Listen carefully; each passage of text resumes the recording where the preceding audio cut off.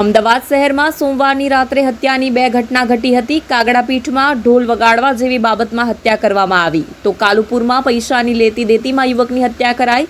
હત્યાના બંને કેસમાં પોલીસે હત્યા કરનારા આરોપીની ધરપકડ કરી છે। કાગડાપીઠમાં ઢોલી યુવકની હત્યા।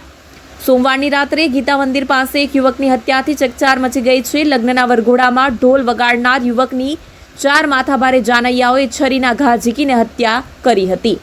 મૃતક યુવક મહેન્દ્ર ઉર્ફે કરણ સોલંકી લેબોરેટરીમાં નોકરી કરે છે અને સુપ્રસંગમાં ઢોલ વગાડવા માટે પણ જાય છે। હિરેન ખંડાગળેને ત્યાં લગ્ન હોવાથી મહેન્દ્ર ઉર્ફે કરણ સોલંકી ઢોલ વગાડતો હતો। તે દરમિયાન જાનૈયાઓ નાચતા હતા ત્યારે ઢોલી યુવક મહેન્દ્રનો હાથ અડી જતા મામલો બીચકાયો હતો। જે બાદ ભરત ઉર્ફે ભલી રાઠોડ, અમિત ઉર્ફે ખાધુ સિંધવ, જયેશ ઉર્ફે જીગો રાઠોડ અને જિગ્નેશ ઉર્ફે જીગો સિંધવે મળીને મહેન્દ્રની હત્યા કરી નાખી હતી। મહેન્દ્રના પિતાની ફરિયાદ બાદ કાગડાપીઠ પોલીસે 4 હત્યારાની ધરપકડ કરી છે।